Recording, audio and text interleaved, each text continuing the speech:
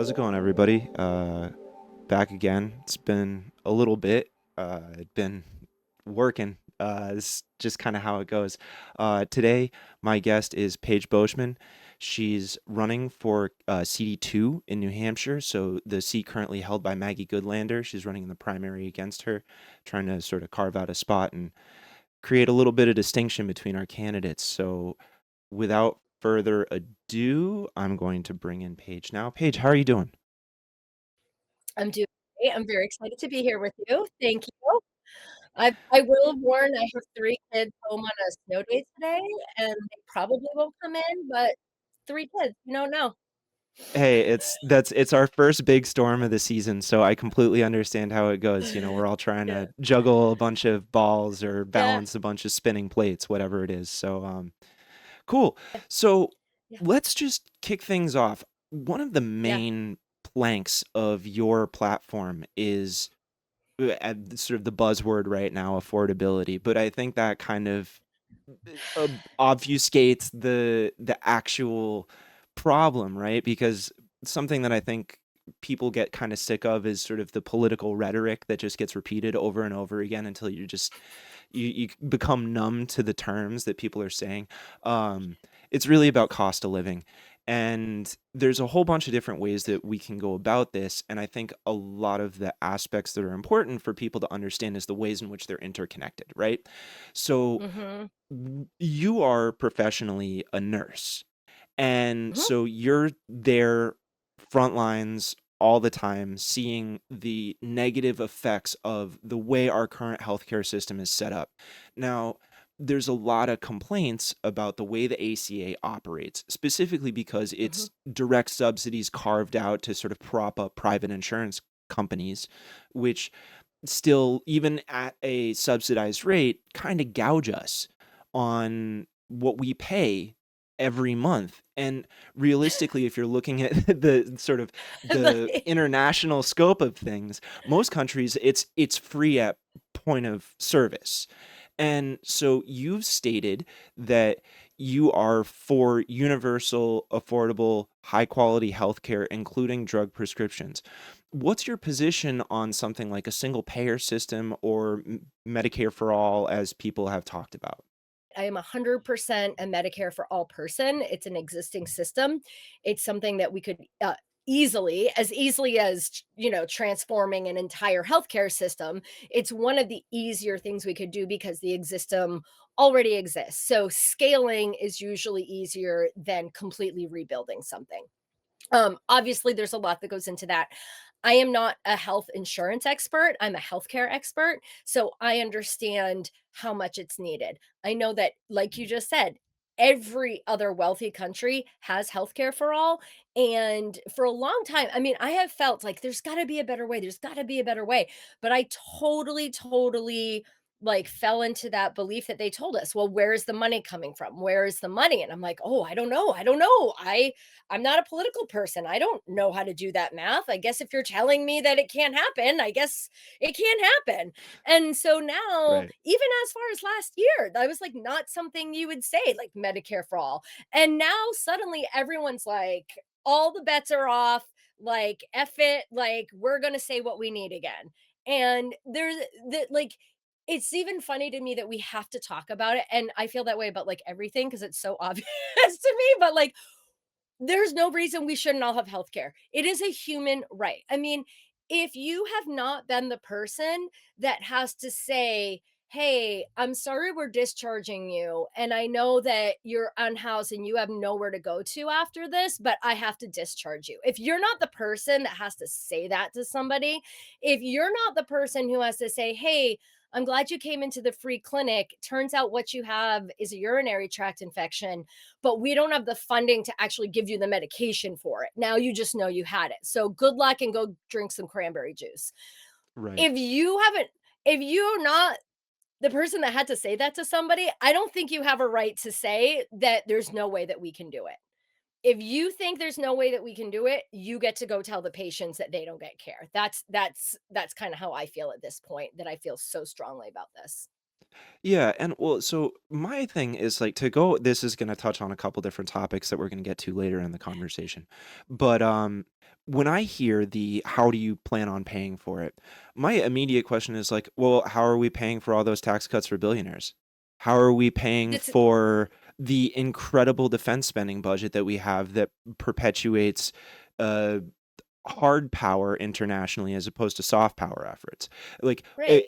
we seem to have endless dollars for things like that. So why can't we do what is seems to be a fairly bipartisan message from constituents throughout the country, which is, can we focus on, to use our opposition's language, America first, and actually place emphasis and investment on the people that live in the country as opposed to locations outside, or again, focus on the top 1%, less than 1% of people that hold capital in this country.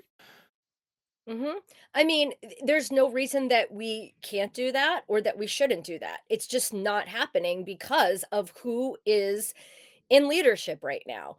And I mean, just one little piece of that to even go back on, I don't have every single number completely calculated out, but when we look at what we are already spending on healthcare in this country. Each of us as individuals, what I am paying for my family for premiums and copays and deductibles, we are already paying the money. We would just be paying it in a different way to somebody different and actually getting care. That's the difference. And so it's like we really, I mean, the biggest investment is the infrastructure change, but healthcare, it's actually going to cost us less if we would use this system.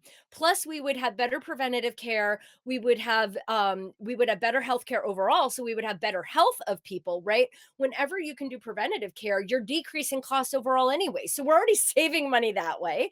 We just have to get people to realize like yes, your taxes go up, but you've got this much more of your paycheck because it's not coming out for your premium and your copays. So I think it also takes like a narrative shift among regular people because I mean, I just got into government. I'm an educated person. I'm in healthcare, and I didn't believe that it was available and possible until like a year or two ago. So I think we also have to change the narrative so that people don't hear Medicare for all. The first thing that I hear from people is, well, we're going to have to wait in long lines. We're not going to get good health care and it's going to cost a lot of money. How are we going to, and these are just myths. They're just not true. So I think we also have a responsibility.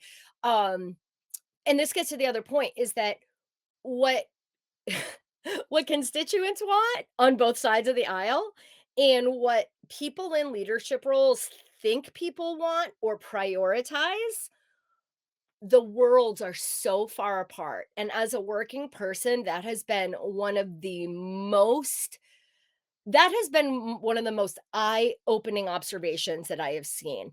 How they're processing how things go on and what needs to be done is so detached from the majority of real people. It's just so different. So I think, you know, would we save money? Yes. Would it make health better? Yes. All of those things. Why are we not doing it? The same reason we're not doing any other social program that we need, which is that billionaires want to use us to steal our money and don't care what our lives are like. That's the bottom line. And they buy the politicians to continue to support whatever the policies are that will allow them to keep stealing from us.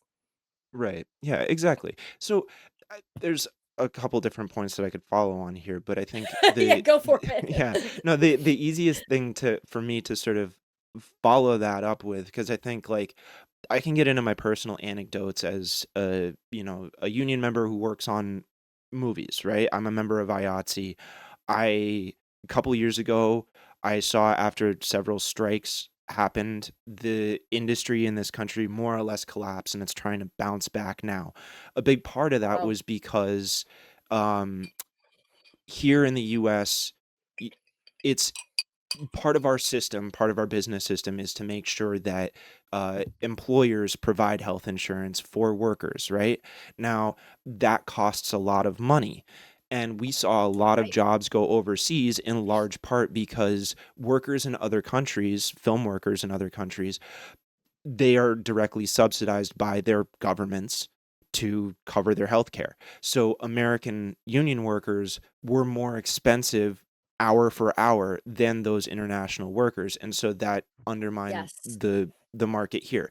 So there's an argument to be made that by having an employer-based health insurance system and not having it be a single payer system actually undermines small business. So that's sort of one aside Oh, point.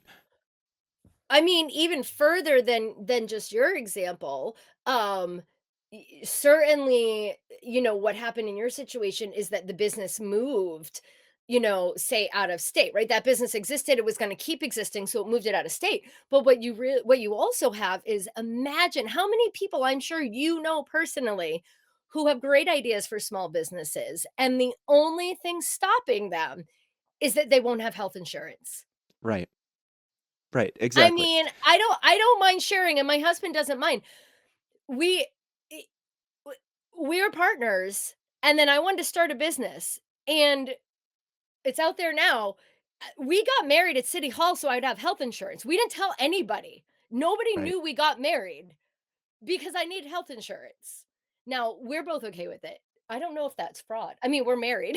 We live No, together. no, no. You're no, that's how that No, works. but It's you just kind I'm of have like, to live it's with it. not. No, we're married. We have kids together. But yeah, I mean, just where you're literally making a life decision because you want to start a business, right? So my whole point is, how do people do that? If you don't have a spouse with a full-time job that has health insurance, then neither of you can do that, right? And so I think we're losing out on, this is one other way that we allow corporations to have an advantage over local small business owners.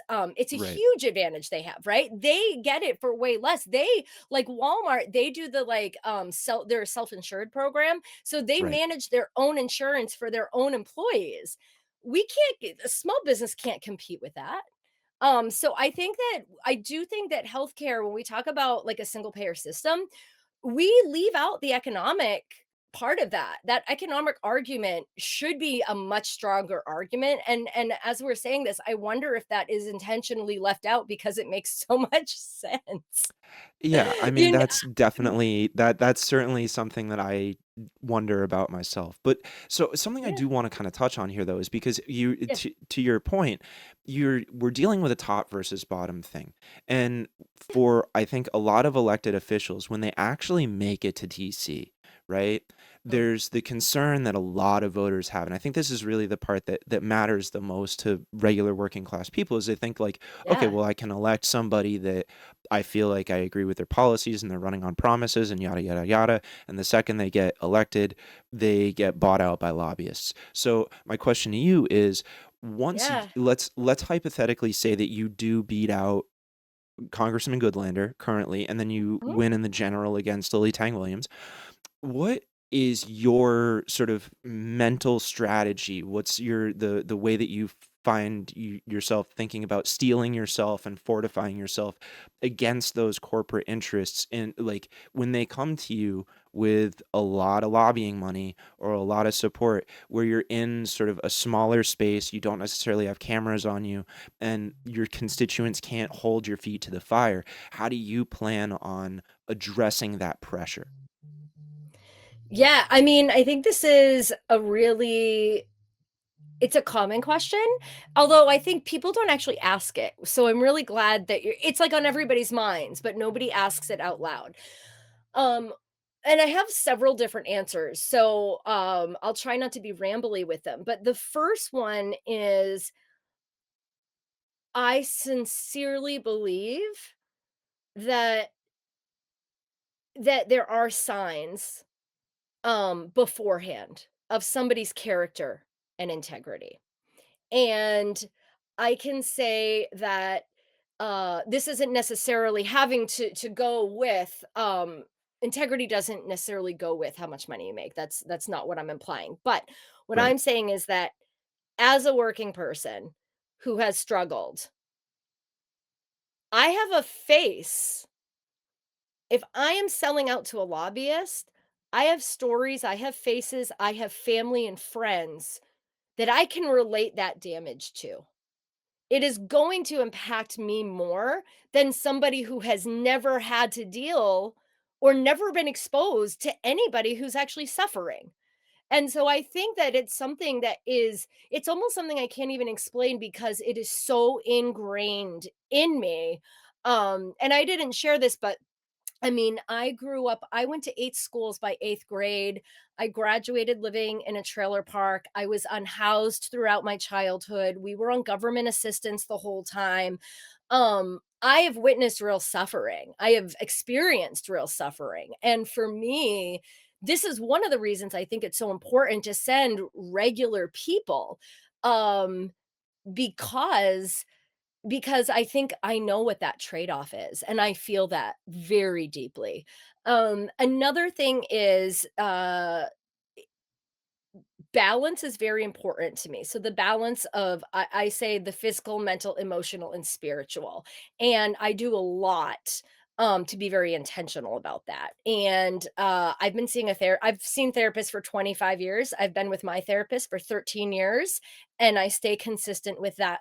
I have a wellness coach right now who helps politicians to stay mentally and emotionally well despite all the stress. So I talk to her and she helps me figure out, okay, how are we going to get some exercise on the treadmill? How are we going to do this? So I'm doing these things proactively. Third is I think I'm acutely aware of it. And in other places of my life where I've needed to build the practice of self awareness, I have a very strong self awareness muscle. And I think that one of the biggest things I can do is just constantly be asking myself and be self aware. How is this action being motivated? What is this action or this policy or where I'm stepping up and testifying? What is motivating this? What is the root of it? And I think being really honest with myself about what is my motivation is what's going to help keep me back in my roots and remind me to stay where I am. And then if I feel myself falling off path, I've got these support systems set up already, because it's very, very important to me. So I actually think about it a lot. That's good. I appreciate your candid answer on that. I mean, generally speaking, I think that's about as good as an answer as we can get from anybody. Mainly because this is sort of an intrinsic thing that it's hard to measure or actually sort of get a read on. You just sort of have to take people at their word. But Yeah. generally speaking, it is one of those things where the further removed from poverty you are, the less connected you are to it. And I think, there's good examples of this where you have people that were raised destitute, maybe found some financial success with a lot of luck through connections, maybe some nepotism here or there, Yeah. just a little dash of it. And then you get sort of like a decade or two out, and they're so out of touch with where their roots are that they Yeah. no longer are able to actually reimagine themselves in those shoes. So Mhm. I think it's about as good an answer as anybody can hope for. But it's also Yeah. a positive signal to people that do live on the day to day dealing with that rub of like, I, it's like I'm a seasonal worker. There's stuff that affects what I can do. I can't even afford health insurance. It's like, again, I hate being too subjective and sort of like personalizing in this manner, but it's like I'm a carpenter. It's fair. Right now, my health insurance occurs through the ACA. I saw my rates triple. That's just a number. Like I Jesus. literally tripled. I work with guys that have no insurance. We are Mhm. going up multiple stories in the air without any, like without full, strapping in and everything like that because we have to in the cold, in the wind. So it's like there's a lot of those workers, right? These are Yeah. workers that There are. we I've seen Democrats and Republicans, conservatives, liberals, progressives, what have you, whatever label you want to put on yourself. I've seen people lionize these kinds of jobs for most of my life. And I don't see any of the actual protections for those working class people that actually build infrastructure that would say provide housing. Now, to take that Mhm. as a moment to pivot, all right. So one of your main affordability points is housing. Now, Mhm. something that I know firsthand is that most clients that we encounter in the trades are wealthy clients. We're talking people that are earning Right. over $250,000 a year, or they've got some sort of, Woo! they're invested in the market. They have capital Yeah. investments because they're the ones that are able to afford to improve their house, right? They're the ones that are Yeah. able to afford it. Now, when I go and I talk to other coworkers, even people that are relatively conservatively minded will say, like, yeah, what I would much prefer to be doing is building affordable homes for single mothers, or like young families, people, like, I would rather do that, but I can't, Yeah. because that's not how I can pay my bills. There's literally no money in that. And if you go and Yeah. hit up like a local zoning board and you check in with them, they'll tell you that there's no economic feasibility in affordable housing. Just simply by the numbers in terms of materials, hour rates, stuff like that. It's not cost effective to build affordable housing because there's no return on investment. So even when you Yeah. see new housing go in, there's the price points are still Yeah. incredibly inflated to a point where, like, a young family that's not earning six figures a year can't afford to buy in on that. I'm a millennial. Most of my generation is not able to buy a home. So Right. there's sort of this weird problem that we have where everybody says, well, we need more of this, we need more of this, but nobody's willing to sort of pose any actual challenge to the capital mechanism that does it. Now, there's a couple different avenues that go down this. You can take this sort of like Goober Ezra Klein route, where you talk about abundance and you say, okay, well, all we need is just more deregulation of local zoning laws, and that's, there's to be fair, there's a certain amount of credibility to that argument, but it Oh, doesn't really there address, is, and yeah, it doesn't right. address the I'm just fundamental shaking my underlying head lying issue. because exactly. It's not I'm sorry, and I was laughing because some people think that's a silver bullet, Right. and while it's a part of it, it is so much more complex than that, which is why I laugh because it's not as easy as that. Yeah, it doesn't address the subsidy issue. Now, for a long time, I've taken the position that you actually have to subsidize construction, right? You have to Okay. subsidize the creation of new housing. And sort of, I'm sort of curious where you fall on that. I know that we have a lot of laws that sort of prevent that from happening. And there's a lot of Mhm. sort of bad taste in people's mouths over the years at the notion of public housing, because you look at places like Watts, or, public housing that's very gray and square and filled with crime, or what have you. And that's been used as a cudgel against creating public housing for people.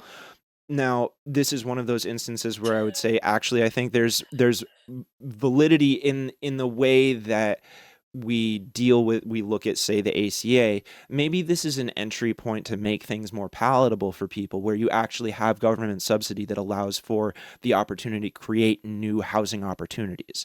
And I'm sort of wondering Mhm. where you fall on that spectrum of understanding. Yeah, so this is a really new this way of thinking about housing is a topic that I have not had a lot of conversations on, so I'm really glad you're making my mind spin like, okay, what else? All right. So I haven't thought a lot about that question. What I will say is that I'm always gonna be on the side of increasing housing, and if it's subsidies that will take us having more housing, then I would be in favor of that. I think that, as I alluded to a minute ago, where I stand on housing is it's a huge issue, and it's everything from not having enough homes to buy for, like, single families, not having enough homes, rent that is too high, and then a growing unhoused population. And so when we think about that, there's a lot of things that goes into that, right? So one of them is the supply of houses. And another piece of it is how much does it cost? And then of course that all goes together because we've got supply and demand. So that's complicating things. So I generally tend to look at housing very much as a multifaceted kind of answer. So I think one of the big things is we need to take private equity out of buying homes, like single family homes. That would have prevented some of this. So that's not gonna necessarily fix what's happening, but it would prevent it from continuing. Um, Yeah. we also know that right now there are enough houses. There are more houses and homes than there are unhoused people. Right. So, yes, we do need to build.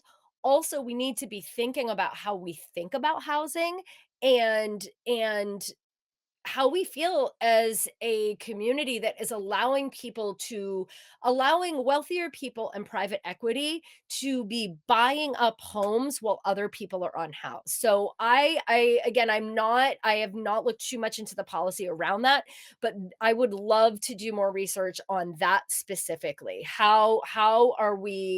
Um how are we making sure that the supply that we already have or other infrastructures that we have, if they can be used, right? Can we renovate something? Are there other creative ways?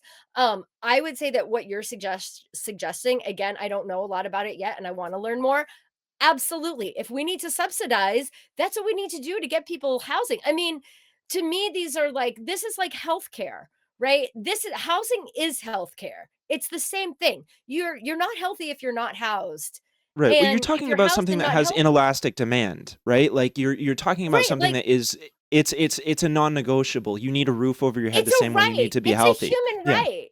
Yeah, we've commodified it, right? This idea of looking at housing as a luxury and as an investment, right? Housing, if you think about it, something that's a human right. And this is the same thing with healthcare. When you take something that's a human right and you privatize it, the point of business is to make money, to make profit. There's not a concern for the people who lose out and fall behind, right? If you're selling soap and you have fancy soap and some people can't buy your fancy soap, who cares? They can't buy your fancy soap, right? Like they can get some other soap. That's not the same with healthcare and housing. We should not be privatizing these kinds of things when we know that people will end up without those human rights that they need to survive. So, would I support subsidizing? Absolutely, as a part of a well thought out, comprehensive program. Because that is, what makes me laugh is when people say, okay, well, zoning is the whole answer. We have Yeah. to look at zoning. I'm happy that we can have more ADUs now. I will tell you, so ADUs, I'm sure that's additional dwelling units on Right. properties. That's great. That is a Big great thing topic of we can do, discussion in my right? town right now. Yeah. Yeah. Well, I mean, in different, and so then the other thing is, right, we have all these, and this goes on both sides of the aisle. We say, oh, yeah, like we care about housing, we care about housing. But then this becomes a NIMBY issue, the not in my Right. backyard, right? Right. Where people want us to build houses and all this zoning, but oh, but not in my town. Oh, no, no, Right. no, no, no. Right.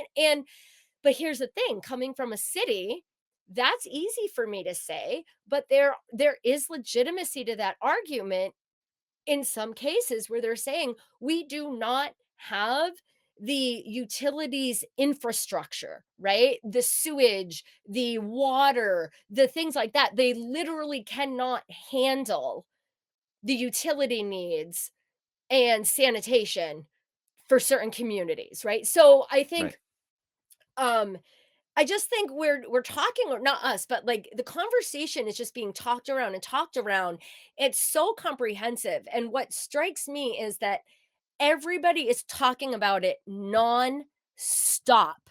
And yet we see almost no movement forward in an actual answer. And it doesn't seem like anybody is taking responsibility for owning the answer and laying out a plan. And I think it's really hard to take action when you're not organized. You can't be organized if you don't have a strategy and a goal. So I guess I'm just kind of rambling on from here, but yes, I No, agree that's with okay. subsidizing. I I wanted to give you some time to sort of get on with that because I think it's important to actually give you the opportunity to really react to something, especially if it's sort of novel to where you're coming from. Something else Oh, I want to good, put good. out that might be novel Yeah, for you is, and maybe not, it's entirely yeah, possible. Um, so on your priorities platform, people go to your website, they can see this. You talk about raising the yeah. minimum wage, which I'm Yes. just full bore agree with. So, but what we just talked about is a Mhm. notion of basically access, right? And Mhm. when you're talking about subsidy, something that often gets discussed heavily is the concept of means testing. And I think something that we could, I want to make basically the exact opposite argument that a lot of means testing does, where it's saying, well, like, we need to grill harder on what people are earning. I want to put something forward that I really don't hear people make this argument very often at all, Mhm. just in general, is that I actually think our caps for poverty level in terms of the way we gauge poverty are too low. So, what do I mean Ugh. by this? I mean that if realistically, you're talking about we have, what was it? Tesla just signed a contract with Elon Musk that makes him the first trillionaire in the world, right? So You we've can't. got, yeah, exactly. We have this incredible consolidation of wealth at the top end, and functionally what that's doing is that's making people that do indeed make 6 figures a year functionally a new version of poverty level wages, right? If you've increased the cost of goods and housing and resources to such an extent that it's now there's lack of access for people that are making 6 figures a year, right? You're talking about since the 1970s, we've seen productivity increase at a I don't know the exact multiplicity of it, but if you're looking at a graph, it goes through the roof, and then you see wages that are mostly stagnant, right? Now, when I think about that, I tend to think that, well, maybe we need to increase the number. We need to raise the cap on what we consider the entry level for access to assistance, right? Right. Like, you're And that's saying, not like, something right that people now, if talk about. right, you're saying, like, okay, if right now $100 a week is considered poverty, we actually need to make that $200 a week or something, because now what you used to get for $100, you need $200 to get the same amount of goods. Is that kind of what you're Correct. saying in Yeah, terms yeah, of raising the essentially. cap? Right, like, if we're I saying mean, if we're proposing that, say, $40,000 a year is poverty level, which I think is actually much lower than that. I think it's like 20,000 or something like that. It should probably be something more like 60 to 80,000. Like, that well, I mean, here's realistically. the thing. How are any of these things calculated anyway? I'm not Right. familiar. Is there a system? Is there a system? What are they looking at? What department creates those numbers? Why I guess I guess I would say, like, I think that's one way to do it, and I don't have an argument necessarily for or against it. The way that plays out in my mind is if we change these caps on income so that people who are now making a higher income do qualify for more services, then though if we left everything the same, we still don't have money for those services. So I think True. we Yeah. still, we still need to, I think wherever you say that it is, what we really need is wealth redistribution in the right Correct. direction, Correct. And I think so, there's but a I lot to think be you're said right. for, like, yeah, increasing that sort of like that top marginal tax rate that we had back in sort of the FDR era, where you're talking about, okay, like, Oh, over like a yes, certain number of earnings annually, let's say it's like 3 million, right?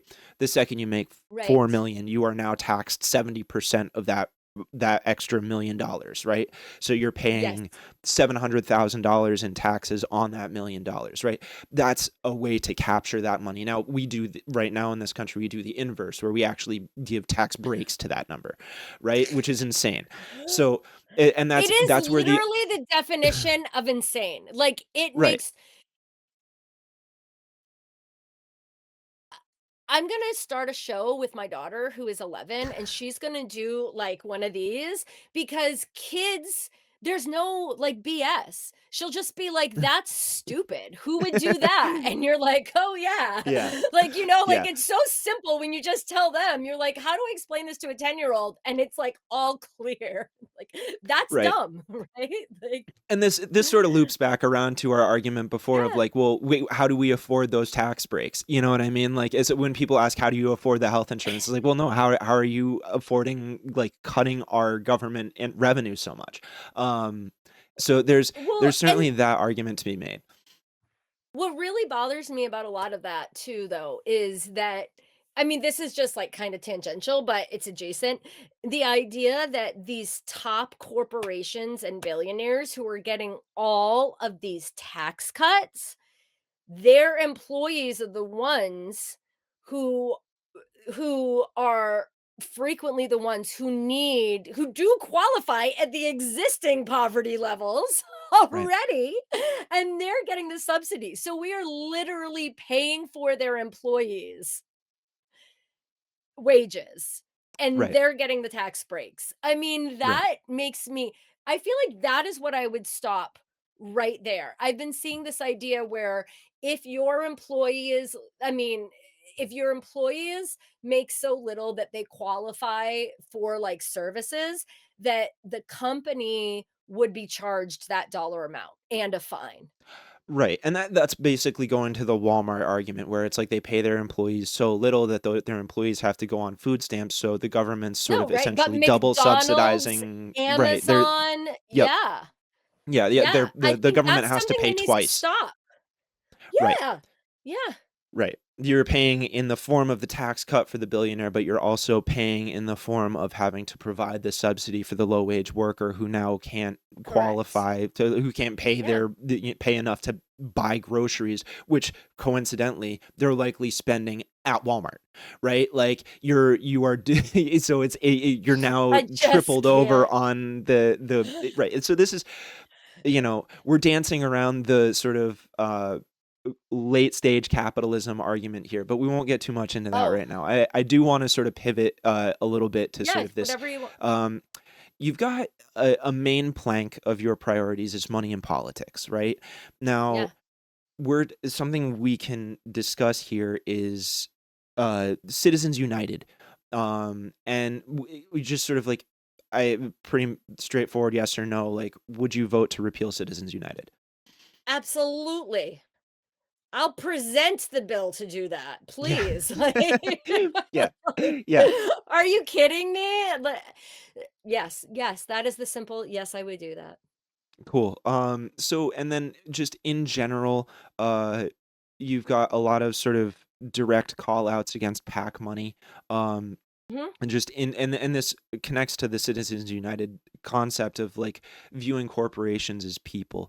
And I think that's something that's really been damaging for the everyday worker. Yeah. And just it hides a lot of money, and it makes it easy for people to get bought out. I assume you're pretty direct about being against APAC specifically on your Mhm. website, which is Yep. just one of many Israeli lobby firms, right? There's Correct. not Yeah. APAC might be the biggest and most sort of like identifiable to people, but they're certainly not the only one. They're not even the only heavy hitter. Um, Right. and this will dovetail into sort of the next section that we'll get into, which is foreign Yeah. policy stuff. But very specifically, I think it's important to delineate that Maggie Goodlander has indeed received, I think, $172,000 in Somewhere money around from that, yeah. APAC.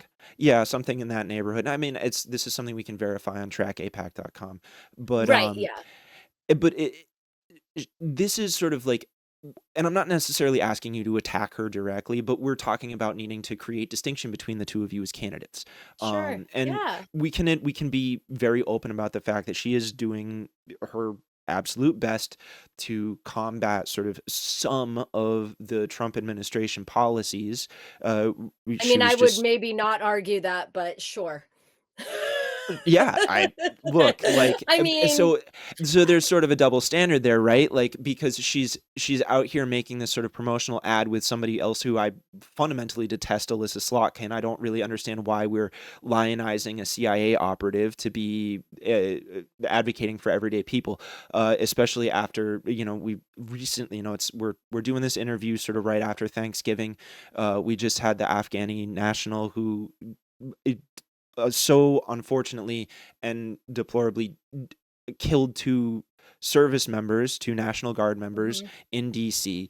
But what a lot yeah, of people aren't necessarily willing to interact with is the fact that that was it was sort of a clandestine operation that was managed directly by the CIA, where you have somebody who's Afghani who is attacking their own people who's now sort of being targeted by the Taliban in Afghanistan, who's seeking asylum here in the US. We've given him PTSD because he probably started at very, the guy's younger than I am. So he's like, this is happening in his teen years. He's going out, he's doing these night raids, which New Yorker has a really good animated video about night raids that I encourage people to go check out on YouTube. But basically we bring him here. The guy's got PTSD. He cracks, right? You've got two different administrations that vetted him and let him through, including the Trump administration, who's now going back and being insane about this. So I'm No getting a way. little bit off base here, but I do want to sort of detail context for people that like the extent to which we engage in foreign involvement and its connection to money and politics. That it's very easy for people to sort of silo these different things, but they're really all very interconnected, right? If Mhm. you want to talk about just sort of like money and following that money, and sort of you want to talk about the amount of money that doesn't get spent here at home, we're talking about New Hampshire being the ninth most involved business partner with Israel, right? That's not necessarily money that people in New Hampshire see going back into their pockets, right? So Right. this is all related, and it's none of this exists in a vacuum. Now, Congressman Goodlander has spoken out and is getting a lot of attention in national media for sort of fighting the Trump administration, but she also signed the Lake and Riley Act. She voted for the Lake and Riley Act, which does indeed give ICE the sort of jurisdiction to throw people who have not been Let's convicted of any crime in detention indefinitely. let's just say it very simply. Lake and Riley is the bill that allowed ICE to do what they're doing right now. Right. That is what Lake and Riley did. She voted for it. She also later voted for the letter congratulating ICE and urging communities to work more with them. That is Right. not something I And would do. And I and will so say also, she's actually, until she moved, she's my constituent. She lives in my ward, which in Nashua, which is the second highest Spanish speaking ward in the state. wow. And while living here and going to our community block parties a few months earlier, she then goes and votes in that way. And then, sorry that I'm going off, but this is very important to my constituents and to me. This is my community. She's Right. out here offering and hosting know your rights events for the Latino community. That's sort of That talking to out of both me, sides of your you know, mouth. this is what I'm saying, right? Your first question was, how do we know we can trust you? I all of these things, this kind of this kind of pattern of saying one thing and doing another could have been identified last year. It was identified by most of the leaders in this district. I was on a letter with over 80 state reps, mayors, and leaders of communities in the district who wrote a letter to the press stating our concern about the leadership there. Right. This is not, I actually don't think it's that hard to be able to tell if somebody will maintain integrity because, oh, yes, it happens that somebody has great integrity and loses it. There's a lot of people going in and the motivation was never pure from the beginning. And we should be looking for that, right? And this is why I have this argument about, don't get me wrong, I am so glad she came out on that video. I'm glad the video was made. That's fine. What does it do to change anything? If we're saying one thing and we're voting in other ways every time, doesn't matter what we say, right? Saying something is a great that's what I say. Saying something is great. Let's start by saying it. But you're not getting my support, and I'm not going to say that I'm seeing change until I actually see something change. I Right. see a policy, I see a vote, right? With all due respect, in that video, it was performative. That was a performative video. They didn't come out and say anything specific. They didn't say, This is illegal. They didn't say, here's what you should do. They just put this vague statement out there. To me, that is performative leadership.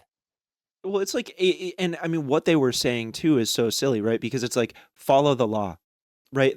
If you want to talk about bottom of the barrel, like our bar is in a basement in hell type of points, like that's literally where we are with this. That I it's mean, so low. that's what I am saying. I mean, like, we want Newsom to be president because he has someone on his team that writes good tweets. That is Yeah. what makes a good president. It drives me insane because people are so. I have to tell you this story, okay? I went to this event and there was this amazing woman there, grandma age, and she loved me. She loved me so much. She sent me 3 emails in the next 2 weeks. "Hey, I saw this article. Just want to remind you how great you are." I was like, "Woo!" The day after that Goodlander video, she emailed me and said, "I think you're awesome, but after her courageous protection of the Constitution, I will vote and support her for anything she ever runs for. I hope you'll run for governor," is what she said. Because you'll win for governor. And I was like, and for me, it's like, w- I'm trying to understand exactly what you said. How do I get across that I am authentic? That I really believe what I'm saying, that I truly understand what people are going through, and that even if I don't know the answer, I am experienced and resourceful enough that I will find the right policy solutions. That's what I do. I find the answers. And I'm gonna find the right answers because you can trust who I am and and my honesty and my commitments, and you can see the receipts in what I've done with my life and what I've been committed to and the lifestyle I've had, these things are all there, but the average person doesn't seem to want to look at it. Like, to me, it should be enough to say Maggie Goodlander is worth $40 million. Her grandfather was part owner of the Red Sox, which is fine because no matter how you feel about millionaires, what remains is that 2% of Congress are working people. The millionaires are well represented. If we Right. believe in democracy and we believe everyone should be represented, then yes, your income level should be taken into consideration. And in fact, I think that classism is one of the last marginalized groups that needs to be talked about, because you would never say, "Oh, well, you know, he's a man," like right now where there's a big focus on diversifying, right? We want more women as Dems, we want more women in politics, we want more people of color. No, but and a lot of Dems, if you give them, a man and a woman, they'll say, "I'm picking the woman just because she's a woman," right? Right. But when we go to class, you don't see that. Right. There's not the, like, well, we really do need to even out the representation, and how your life has been will determine how you legislate. Like, of course that's going to affect how I legislate. Of course. Like, it's so funny because we do all these interviews and all these questions. It's really very simple. Ultra wealthy people want to stay ultra wealthy and they don't care about us. If we want a better life, if we want housing, if we want healthcare, if we want to buy houses, if we want childcare, paid leave, we, because there are more of us than them, need to get our asses together and organize and tell them to stop. I mean, what? It's like 90 people in the whole world that that are the leaders of all of this that trickles down. Yeah. We can stop it. It's all the same problem. It's simple. They need to start paying their fair share and we need to hold them to account. And if we got together to do it together, we would transform everything. And we can do it. And we have spent so much time. I'm so sick of hearing about the Trump administration. Does anybody need to hear it? Why do the Dems all go Dude. out and they're like, Trump is doing this and Trump is doing that? I'm like, Yeah, no shit. Who doesn't know that? Why are you talking about it? I don't Yeah. care. What are you going to do? What does your vision of the future look like? That is what I want to know. How are you going to change things? Why do you think things are the way they are? That will determine how you change them. You know, it's we're talking about all the wrong things and that like classic Dems, let's overcomplicate it and Yeah. academize it and make it inaccessible to the actual people that we need to join us.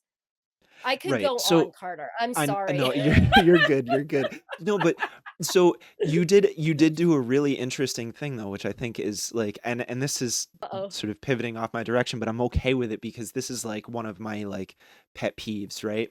Um, something that happened around about Clinton era is this sort of what a lot of people on the left would call the Uniparty, the consolidation of the Uniparty, Yeah, and yeah. the essentially what happened was liberals, right? And let's be clear when we define that term that like both conservative and uh more left, like center left people are both liberals, right? This term gets misused very frequently. People use the Yes. term liberal and leftist synonymy and they're synonymously and they're not the same thing. Um Something that happened was liberals identified a technique by which we could drill down on identity issues, right? We could drill down on things like race and gender, whatever, to obfuscate away from the notion of class politics, right?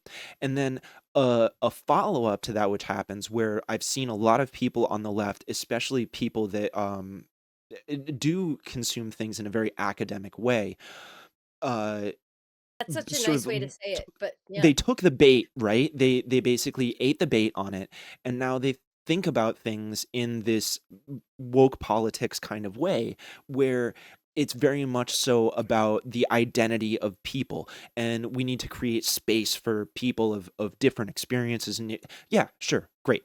What's the great equalizer? We all have to go to fucking work, okay?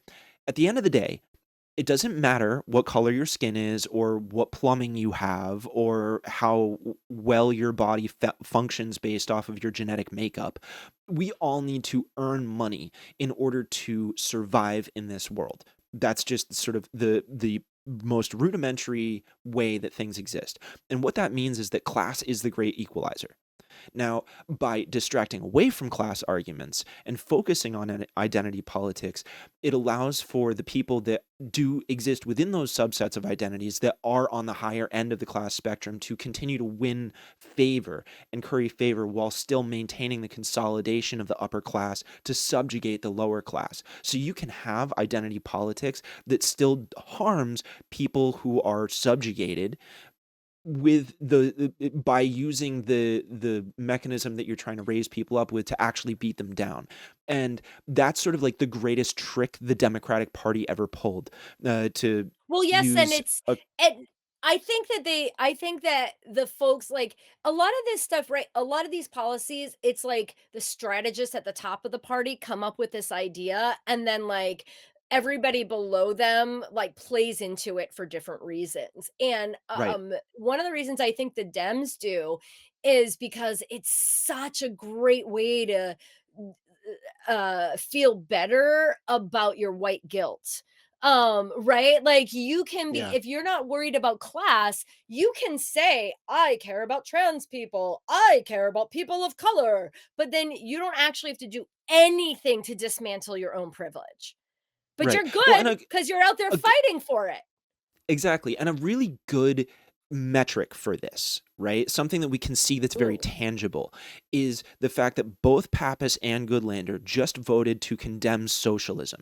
It's a completely pointless vote in the halls of Congress. Absolutely pointless, right? Now, people have a very gross misunderstanding of what socialism is, right? It's literally about helping the working class. That's kind of the fun. Like, if you Right, really want to yeah. boil it down, It's that's not actually what it's about. communism. It's not Right. communism. It shouldn't be used Right. They're not. interchangeably. Right, exactly. Yeah. And so there's a serious deficit of literacy when it comes to something like this, right? Now, Mhm. that's sort of is a very material, albeit pointless and sort of dead end way to measure exactly what we're discussing right now, which is sort of the condemnation of class politics in favor of identity politics, which I think actually plays directly into a habit that we have very specifically in the United States, which is the focus on individualism and the vilification of collectivism, right? The whole point Ooh. of lionizing individualism, which I want to be clear, I'm not against, right? In the truest sense, I actually think individual responsibility is incredibly important, right? Because you can't achieve true valuable collectivism without actually like coming to terms with the flip side of the coin of rights, which is responsibilities for the individual, right? If you want to actually Mm. succeed and move forward in life, you actually, as a person, subjectively, need to take responsibility for what you are capable of taking responsibility for in your life. That's something that I think is Within actually a certain environment. I'll say within a correct, certain correct, environment. correct. That's what Within, we and could do a whole show that's the on this though, bracket. I feel like. Right. No, Yes. Okay, absolutely. And okay. we're yeah, and so and that's the caveat is that like there are boundaries to that. Right? There's absolutely Right. boundaries to that. And that's the point at which collectivism becomes incredibly important. Right? And if we just sit here and condemn the concept of collectivism, of socializing our problems, right? So that we all help each other lift each like everybody else up, right? It's not just about making sure that your brother or your sister or your, you know, your in-laws or whatever, like your immediate circle is taken care of, right? We engage in Mhm. socialism within that notion of it. That's something that we actually really like sort of lift up. But we Mhm. don't we the second it becomes somebody that I don't know or somebody that's not in my immediate vicinity, that is like, well, you're on your own. And that's a huge issue because what it does is it helps to consolidate the exact uniparty mechanism that I hear voters across the spectrum complain about. So, and I want to be clear that I don't something I really don't like to do is blame the constituency, right? And something that I Yes. think is really important is that Thank you. people like to sort of call people that voted for Trump stupid, right? And something I want to be like super clear about here is that I don't think that it's necessarily stupidity. I think um it is a side effect of being so subjected while also like to all of these things that we've been talking about, all of these systemic ills Yep. that we've been talking about, while also being sort of withheld from any sort of comprehensive understanding of what's actually happening. And when you don't Mhm. have any comprehensive understanding of what's going on around you and why something is happening, it's very easy to be captivated by somebody who comes in and says, "Oh yeah, it's those people that are fucking you up." And that's not really It's helpful, classic. It's right? classic. And so I think this gets to your point of like, how do I speak to these people to talk about that voter who is totally backing you, who then immediately bought into the talking point of Goodlander participating in that video? It's like it's like I can't necessarily blame that person for doing that because like what you can't know what you don't know. So how like Yes. that's the real deeper question is how do we Yeah. actually like foster this type of critical thinking amongst voters? And I think this Mhm. is something that actually is really exemplified in the Zoran Mamdani campaign in New York City and something that everybody talks about. They're like, why was he so charismatic? Why did he do such a good job? The reason is he didn't denigrate anybody that he was Nope. talking to ever. Yeah. When he talked to people like they were capable of understanding what was going on. Yes. And even when he Yes. disagreed with them, it didn't have to do with the fact that he's Muslim or he's like good looking or whatever. I'm sure that stuff helped. Well, that But didn't like hurt.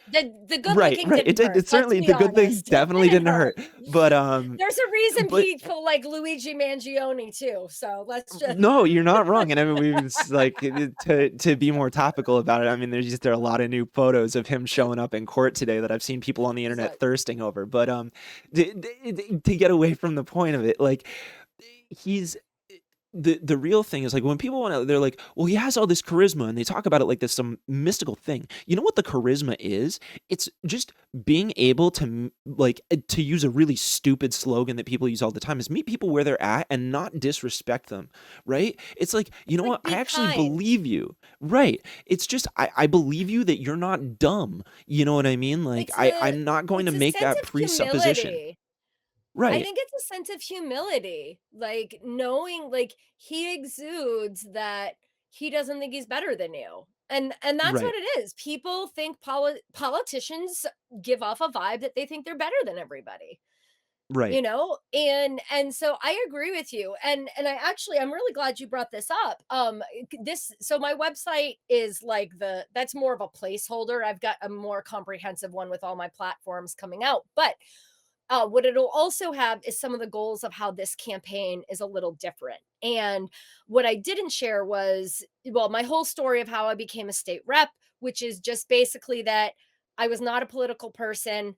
I was an activist. I did a lot of social justice work.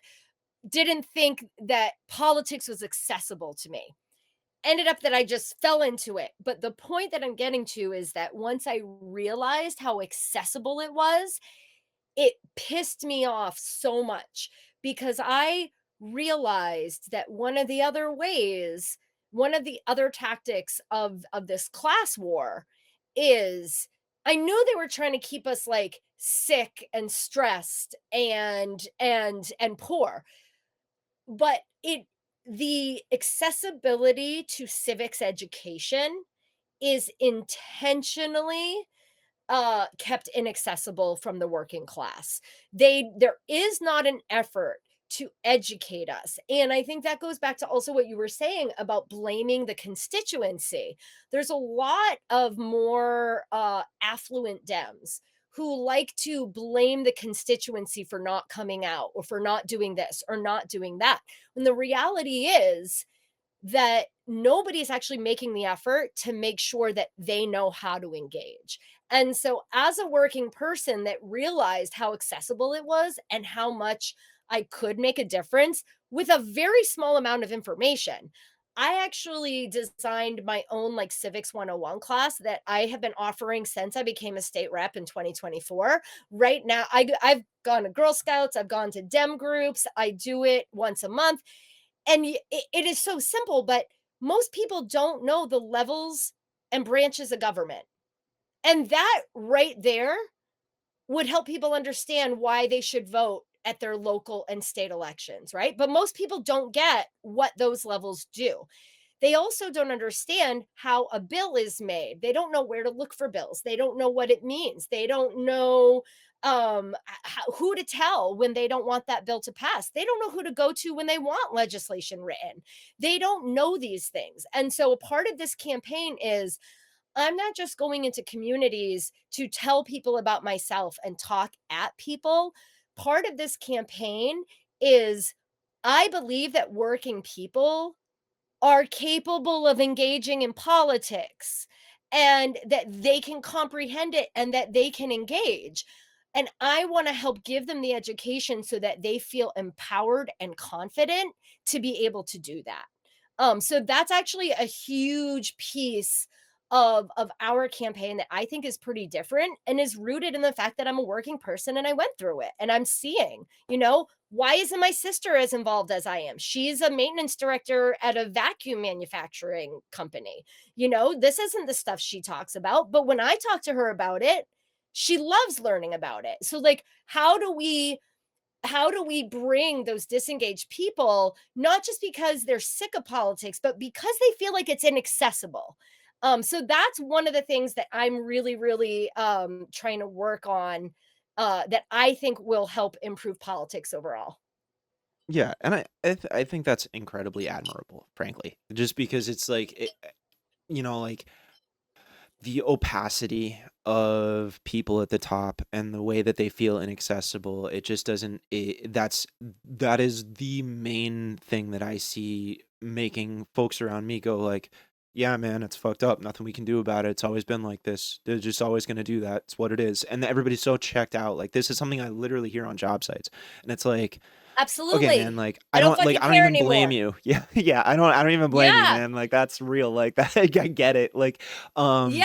and a lot of times in that situation I'm just trying to be like, look, like we're all workers. And I've definitely had folks come at me, just sort of one sort of last point on this concept of class versus identity politics. I've had people I have been attacked at plenty of points, more than I can count, for being sort of like uh, frankly racist because I prioritize class politics to the extent that I do, which is now like I understand the argument in a sense, but my sort of counter to that is I'm like, look, like just because I'm making the class first argument does not mean that I do not care about identity issues, right?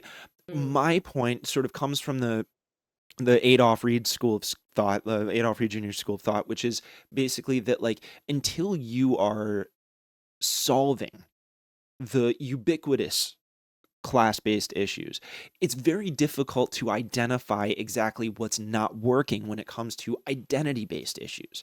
And it's not that you Hmm. can't do both at the same time, but you have to decide to step forward with your strong foot first, right? You can't Hmm. necessarily start out on the weak foot and think that you're going to be able to sort of like sashay your way along like that and always have that strong foot follow behind you. You don't start out by punching with your weak hand. You start out by doing the cross with your strong hand. And it's not that there isn't the follow-up jab that comes with it, but you have to work in tandem. You have to use both sides of the I've mechanism to never get hit there. anybody with either of mine, so but I get the analogy. Yeah, no, I've done a significant amount of martial arts in my life, so it's like it's a familiar analogy for me. But it's like Yeah, yeah. but the idea is like you're sort of fighting an apparatus that to follow the Yeah. metaphor, you're fighting an apparatus, and you want to actually use um the to stay within the analogy, you want to use the most strategic method of battle and Mhm. interaction to get to where you're trying to Yeah. go. And again, if you have something that's so across the board experienced by people, which is the class experience, the workers experience, right? The only Mhm. people that are sort of immune to that are people who, like the capitalists, whose money can make money for them so that they are basically like they're working for fun. If they are doing a day job, they're doing it because they have dead time and they're just looking for a way to fill it. You know what I mean? Oh Like they're my not god. I can't like imagine that. if they lose that What is job, there's no like loss to them. They're like, "Oh, I guess I'll go find a new hobby," right? It Oh, doesn't matter to them. And so those are the only people in that scenario that are sort of like immune to this problem.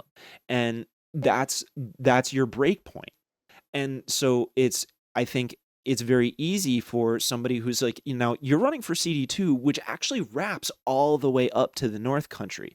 So Oh, in yeah. my mind, I think like this is actually like a much more fortified argument to make in a place like the North Country where people Oh, for really have sure. to like bust it in order to do this stuff. Yeah. You know what I mean? They Yeah. don't have Yep. the infrastructure elements present to be able to like make these things happen. So and there's Yep. bipartisan lines that you're going to have to be able to cross. And I think Mhm. that top down, bottom up type of approach, as opposed to a more left versus right strategy, is going to be the one that is more successful. And you don't have to use words like socialism because like I obviously the term carries a lot of baggage, but you can say every single aspect of that and never divulge the academic term that describes it, and people will support it because they feel it on a day to day. They don't necessarily like Yes. they don't need to have studied it because they live it, right? It's like the whole Exactly. Howard Zinn thing. It's like Howard Zinn was literally he flew planes and bombed people and then came back and was like, I'm going to study things, and realized how messed up what he did was, and then spent the entire rest of his life trying to undo some of the damage that he participated in. And he Yeah. grew up poor, right? So like that's the thing, is that like if you're able to make an appeal to somebody's lived experience, then you're able to actually address the real problems. And that's the type of thing that can cross a party line.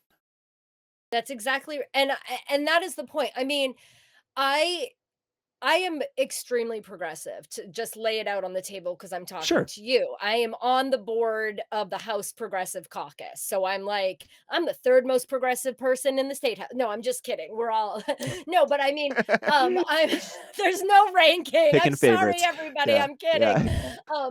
No, no, no. But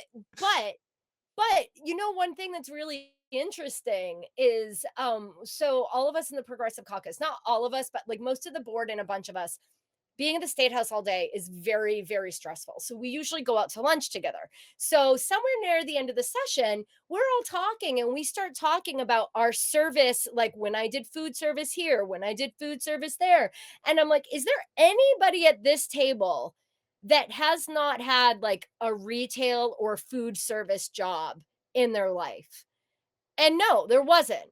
And I was like, isn't it interesting how progressive values so often are aligned with income level? Not across the board, but let's say within the Dem party, the folks who are actually understanding that we need to make change have lived lives where they know that change needs to be made. And I just think it's an interesting little point. But with all of that being said, you don't have to say any of this. That's the whole point. You don't have to say, I'm progressive. You don't have to get into the identity politics. The whole point is we all need a better life right now. Everybody who has kids right now, we want universal childcare. We want paid leave. We all want to have health care. It doesn't matter if you're Republican or Democrat or independent, you need these things. All of us do right now. And so I agree with you 100%. And language is a funny thing. I struggle because I try not to think about the words too much, but I know I have to be careful, but I want to be authentic and be me. So like I'm still in that part of the campaign where I'm figuring out where is my comfort spot where I feel like I am not I am not pushing people away while also maintaining a sense of self. But the point of this Right. campaign is let's get everybody in because what we're really talking about are things that everybody needs. Right. So, okay. At this point in the conversation, I think this is a well covered topic so far. At this point, I want I to know, take a right? second to pivot to foreign policy a little bit. All right. Now, so I one of like the great bees in my bonnet that I've been very like I'm this bugs me to absolutely no end. And I Okay. just recently actually made a TikTok about this. I'm Okay. I relatively haven't new to seen it. TikTok. But Okay. so Jean has taken a lot of fire lately, and I think for good reason. Um, so she sits in the Senate on the Foreign Relations, Appropriations, and Armed Services committees. Here in New Nice. Hampshire, we have BAE Systems, L3 Harris, Elbit Systems, Sig Sauer, and a plethora of other defense contracting and, sort of like development, like arms weaponry corporations that operate Yeah. directly out of this state in large part. Now, Shaheen has gone to Israel. I believe it was in 2010. I don't necessarily have I think I've got it somewhere around here. Let's see here. Yeah, in July of 2010, Shaheen led a delegation. She led a delegation to go to Israel, right? Um, now, th- Israel has directly purchased mechanisms from L3. What was L3 Communications at the time? There was a merger with Harris, so they're now L3 Harris. L3 Harris manufactures guidance missile kits for JDAM, or like basically it's a system that turns a dumb rocket into a smart laser guided missile. Now, those munitions are directly used in the conflict, in the genocide in Gaza against the Yeah. Palestinians by Israel, right? So, something that I try to point out to people is that if you want to talk about international conflicts, right? That's a local issue here in the United States. and specifically here in New Hampshire. Absolutely. Now, if you look at now, I've had people make the argument that they're like, well, those are good jobs for New Hampshire workers, right? I looked that up. What those workers are paid is around $50,000 a year. That's basically right above the line of essentially being impoverished, right? Now, what that does functionally is it makes it really, really difficult for the people that are doing the assembly at those particular corporations to be able to make an argument like, oh yeah, I should criticize this company because they're not paying me enough. It's like, well, they're paying just enough, right? But you're talking about a multi-billion dollar industry. Okay. So where's all that money going? It's Yeah, they're certainly paying not going Shaheen to more people than in New that, Hampshire. basically. Right, exactly. And what's Shaheen doing? She's going down and sitting in a perfectly situated spot within those committees to negotiate contracts for those companies to sell to the US military, which then gives allotments to companies like Israel. They basically give them like credits to purchase US arms, which are produced by these companies, right? So there's this big network that basically locks us into a space where we as voters in New Hampshire are not like, this is complicated, and you have to actually dig in order to figure this stuff out. It's not like it's just sitting at the top. Like I had to see this at one point and realize like, oh hey, wait a minute, we have arms manufacturers here in New Hampshire, I should dig into this, right? Not Yeah, I everybody's didn't going to know do that that. stuff. Yeah, This isn't yeah, something that anybody's going to dig into, but this is a serious, like, to me, that is not just a conflict of interest. That's kind of the definition of corruption, right? And what is that doing? It's yeah, forcing us kinda. to, in our state, to basically be beholden to these weapons manufacturers. Now, they're high level tech companies. They could be producing products that are helping medical systems, that are helping actual people here in the United States survive better. But they're not. They're making weapons that kill people. So when it comes to sort of foreign policy, I want people to sort of get this notion out of their head that this is something that happens overseas, because it's not. It's something that Yeah, happens here. yep, And it would now I understand the apprehension of a politician to want to sort of attack industries that are pulling big bucks into the state. I get that. Right. And I'm not necessarily asking you to sort of like condemn L3 Harris or BAE Systems, but it does sort of bring up a question of like, well, where should our politicians stand on this kind of thing? And how does that make you feel hearing something like that? If you, I mean, you just mentioned you didn't know all this stuff. So it's like, if that's yeah, new information for you, we've sort of got this moment right yeah, now here on this yeah. recording to address like what's your initial gut reaction to hearing something like that? You know, I I am guided by a very, very clear moral compass. And there are some things that it's like, it's usually the simplest answer. And the simplest answer is that none of that is okay. I mean, none of that is okay. I I would like to be, let me say this. First of all, I am not a supporter of war. I mean, I don't know of any. I am not a historian. I've never come across a war that I thought was actually necessary that I've seen. And I'm not saying in the existence of all wars. I'm saying in my average American high school history education, there are not a lot of wars that I think were motivated with any good intentions. We'll say that. I don't believe that there's ever a reason to kill somebody. I don't believe that. Um, I would take pause in terms of jobs, job loss. I also think that that argument is often very knee jerk, and I think that it's a very short term concern.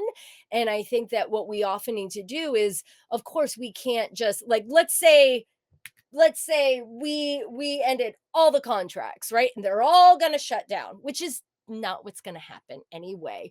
Um we can't just do that, right? We would want to say, okay, well, what's going to happen? What other industries can we support? What other industries, like, can we give them? I mean, I'm just like riffing. Like, do we give them a small tax cut if they move into like medical devices, right? I don't know. So I think there are ways, it's very easy to say, you can't do this because, or instead say, this is the right thing to do. How do we problem solve to get there?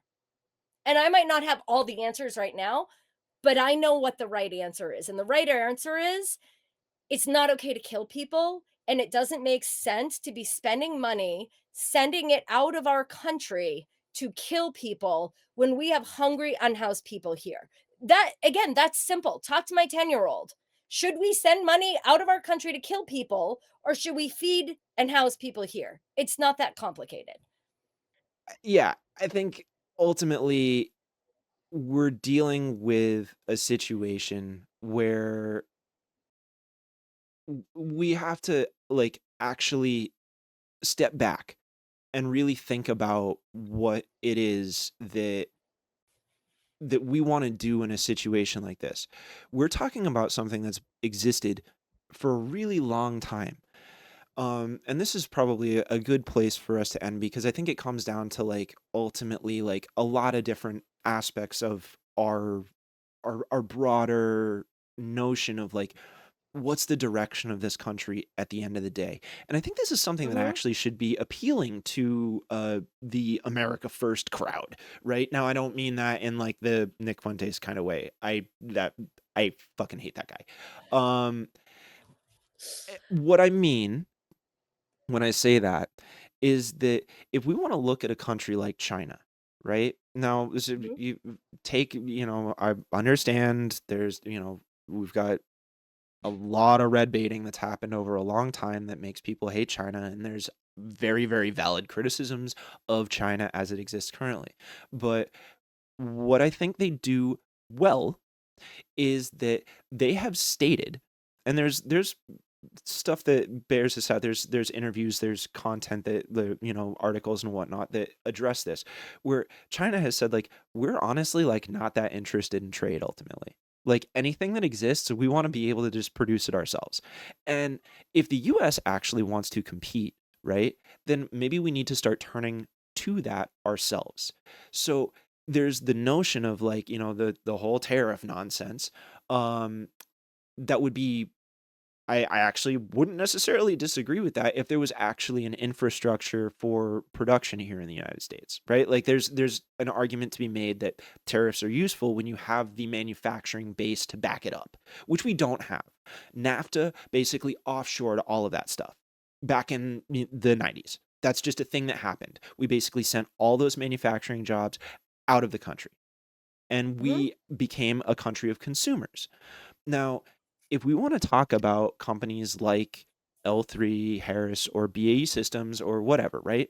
You want to talk about like AI conglomerates where like I went to art school. I have a whole bunch of friends that have literally lost work and are now professionally making memes instead of doing graphic design work because of AI.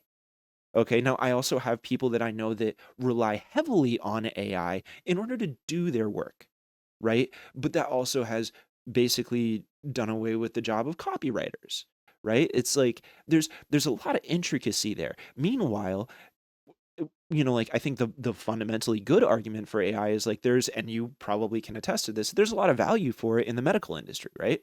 That would like maybe speed up certain processes or make things easier in terms of diagnostic opportunities I don't to know. I don't know. Maybe. right. I And maybe. there's questions to be had about this, right? There's Yeah. the point is that there's opportunities for innovation as long as we're directing it towards ourselves rather than directing it outward, right? Now, and I think this is part of the problem that the Sure. United States has had over a long time. To get back to the China analogy, China's whole mechanism is to operate by soft power, right?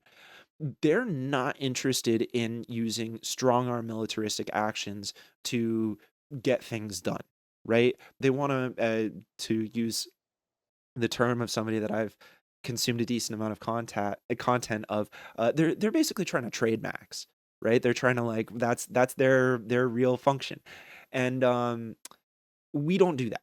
We military max, right? We do everything by way of, showing the firearms and saying do this or else. And I think that really, that puts like, that might feel like it's successful in the short term, but in the long term, that's going to really hurt us. And so when it comes to foreign policy, I think there's a lot to be said for trying to sort of reel back on military and combat initiatives, like force initiatives, hard power initiatives, and Yeah. rework it from a notion of economic and trade initiatives, right? Yeah. You've got the entire thing that's going on with Venezuela right now. Can't. Again, this sort of, right, this makes things a lot more topical. This is going to date this interview quite a bit, but like, Yeah. we had an opportunity with Venezuela to open decent trade negotiations that would have allowed us to access their oil reserves, which, let's not beat around the bush. This is all about oil. It's not about narco Oh, terrorism. it always It's about is, oil. isn't it? It's always It's about always oil, about right? oil. Always about oil. Yeah. And This is why there's no climate change that's been proven yet. right, right, exactly. Thank you. Thank Statement from the you, House floor last ExxonMobil. year. Right. Statement from the Um, House floor. We know that it's still very disputed. Anyway, carry on. It's all about oil. right. So, and look, like, I don't think that, like, I personally, it's like, look, we live in New Hampshire. I have family that lives uh in Vermont. I've heard stories about people driving cyber trucks on washed out roads that then cause huge ruts that go through it because battery tech hasn't evolved to a point where they're light enough to be able to make them viable. So people who live up Okay. north that have a lot of unpaved roads are dealing with the problem of the fact that, like, internal combustion engines are still the way to go in terms of actually getting things done. So there's a lot to be said for the fact that the tech isn't there yet in terms of Okay. making it like real for people to actually make a viable switch from gas to electric vehicles. Side note, maybe we could be investing in rail. You know what I mean? So that we could de-emphasize our reliance on cars, which is another subsidized industry here in the United States. Is This is all sort of complexifying the point, but I think it's important to understand like all of the different sort of vertices that converge if you connect the dots to what's Mhm. happening here. Um, that like, if we as voters are electing people that are willing to go in and think about things in a holistic manner, where international and domestic issues are essentially one and the same, right? They're not Yep. There's not actually this separation between the two.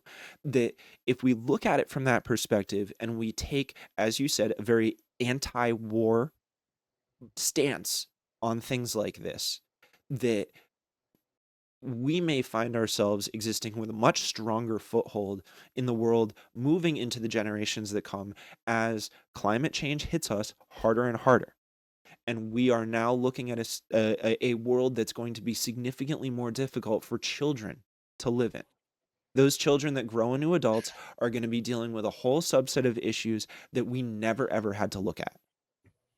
And This is why I'm running. This is why I'm running. I have 3 kids. No matter how hard it is, I wanna look back and have them say, "Mom, what did you do in 2025?"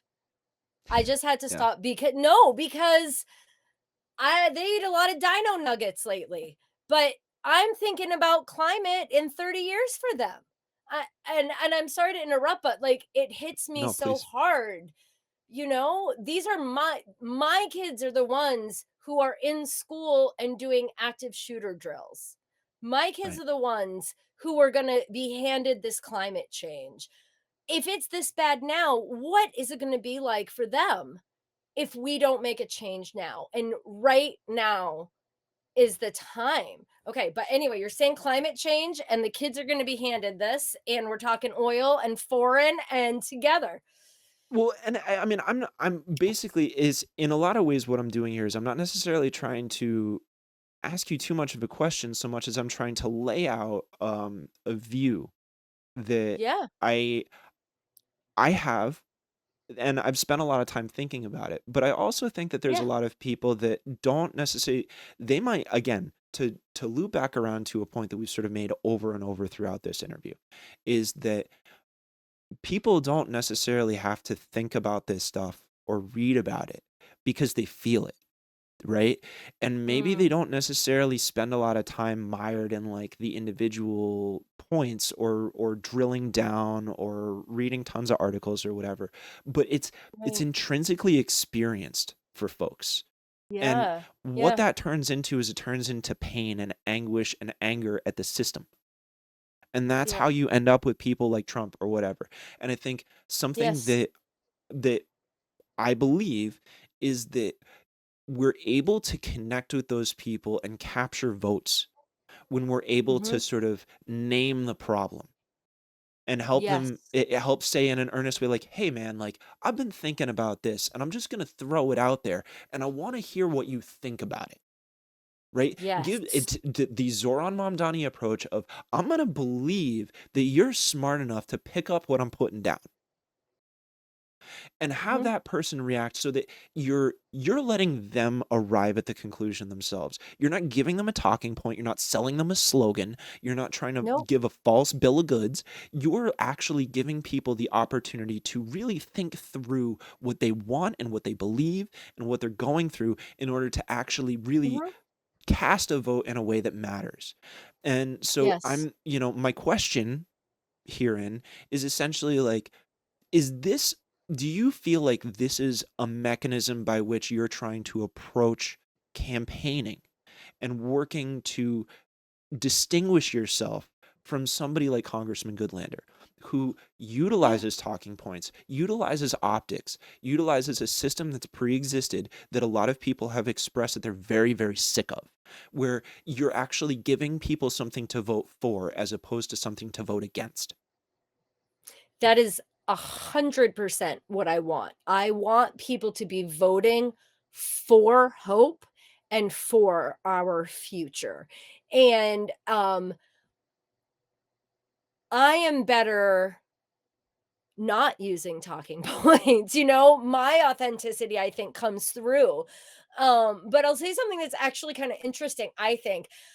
I've spent a few years working for corporations in health tech. So one was a very small business in Boston, and I was building in-app text-based messaging so that pregnant people could text nurses, which was like great.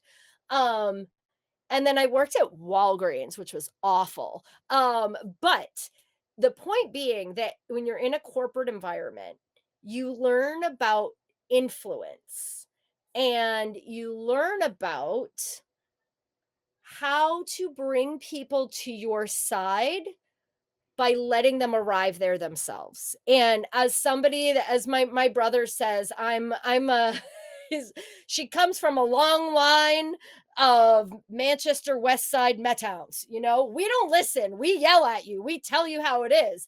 So I have spent a long, long time in these corporate environments. And the key thing to remember is ask genuine questions. Right. Right? You've got 2 ears and 1 mouth for a reason. A lot of people say their grandma used to tell them, "Shut up," which is hard for me, and listen. But no, for real, and I'm constantly telling myself because that's just my personality, but it's just about asking them questions. It's like you said, "Hey, I'm thinking about this. What do you think? What is your problem? Why do you think that happens? What do you think would be the solution there? How would you like to see that done?"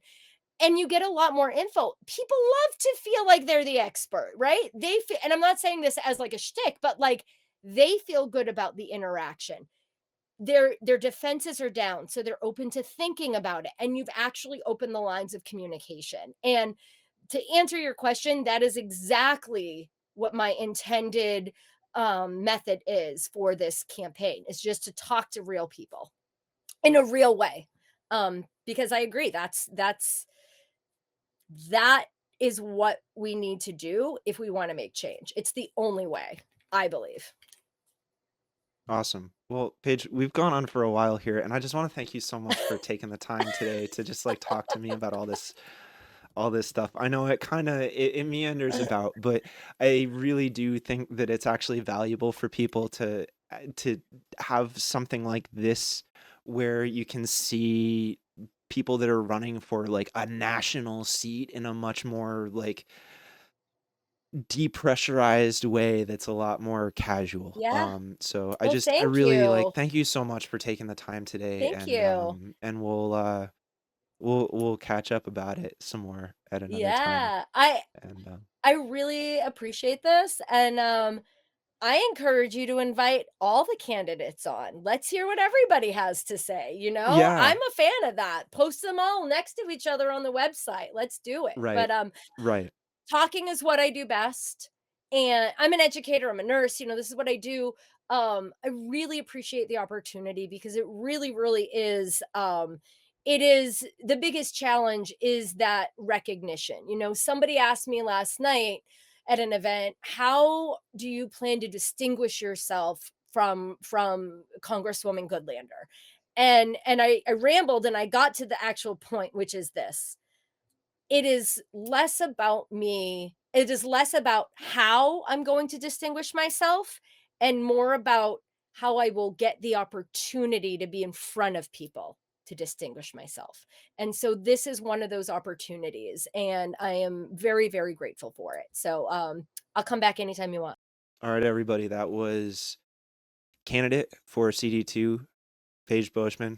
Really, long-winded conversation, but super fun to talk to her, and I think she has a lot of promise. We'll see how she does in the primary coming up, but that was exciting. You'll probably notice some cuts. We had some technical difficulties throughout, ran out of disk space a couple times, but that's that happens when you're getting into it. So thanks so much for tuning in, and as always, you can subscribe to the channel to get notifications for whenever new videos, new interviews post, and feel free to hop over to Patreon. You can support the channel there if you like this kind of content. I know it's not as regular as it could be. Part of that is I'm just a working dude, and this is a hobby. This is mainly not my primary form of income, as has been discussed on this show multiple times. So definitely, if you're interested in this kind of content existing more, you can become a patron, and that makes it possible for me to create time to do this type of content, and we will catch up with you guys at another point in the future. Thank you so much for joining us today.